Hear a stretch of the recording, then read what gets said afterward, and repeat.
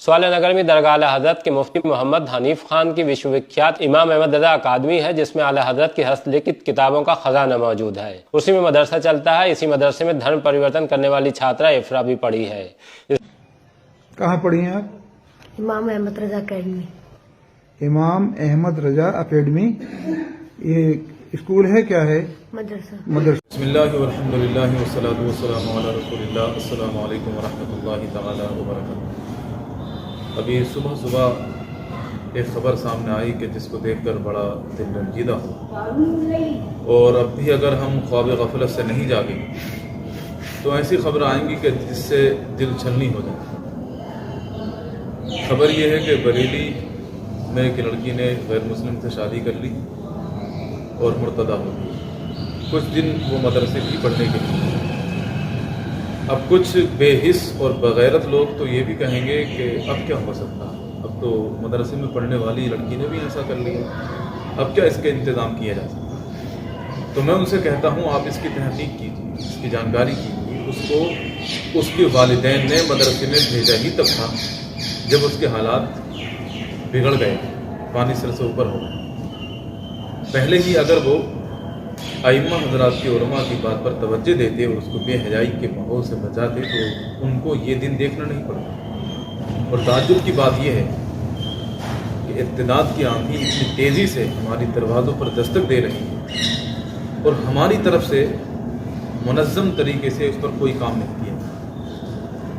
علماء مقرر آتے ہیں، تقریر میں بیان کر کے چلے جاتے ہیں، ائمہ جمعے کے خطبے میں بیان کر دیتے ہیں، اہمیت بتا سکتے ہیں تعلیم و تربیت کی، لیکن منظم طریقے سے اس پر کوئی عمل نہیں۔ باقاعدہ ایک نظام ہو، ایک نصاب ہو جس میں ارتداد کے تعلق سے بھی پڑھایا جائے، اور اتنا کہ جب بچہ اس کو پڑھ کے فارغ ہو تو اسلام کی محبت اس کے دل میں ہو، عشق رسول کے چراغ اس کے دل میں روشن ہو، ارتداد کے خلاف اسے سخت نفرت ہو چکی ہو۔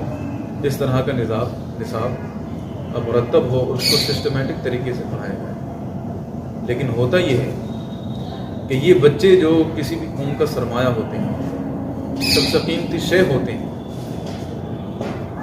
قوم کا دار و مدار، قوم کا مستقبل جن پر نربھر ہوتا ہے، ان کو کس کے حوالے کیا جاتا ہے؟ اس امام کے جو اپنے روزگار سے پریشان، اپنے گھریلو ضرورتوں سے پریشان، جسے 4-5 جگہ قرآن خوانی بھی کرنی ہے، فاتحہ بھی پڑھنی ہے، منگنی میں بھی شرکت کرنی ہے، نکاح بھی پڑھانا ہے، نماز جنازہ بھی پڑھانی ہے، اس کو 10,000 ملتے ہیں، اس کا دماغ اسی فکر میں لگا رہتا ہے کہ اس کو 15 کیسے کرنا ہے، 20 کیسے کرنا ہے، گھر کے خرچے کیسے پورے کرنے ہیں۔ اس کو اتنا قیمتی سرمایہ حوالے کر دیا جاتا ہے، بھلا وہ کیا تربیت کرتا ہے؟ یہ مقرر حضرات کو یہ کام کرنا چاہیے کہ وہ مکتب میں پڑھائیں، لیکن یہ ان کی شاخ کے خلاف ہے۔ وہ تو بس اہمیت بتا سکتے ہیں، تعلیم کی اہمیت بتا سکتے ہیں، پڑھا نہیں سکتے۔ پڑھانے کا کام تو یہ نوکروں کا ہے، خادموں کا ہے۔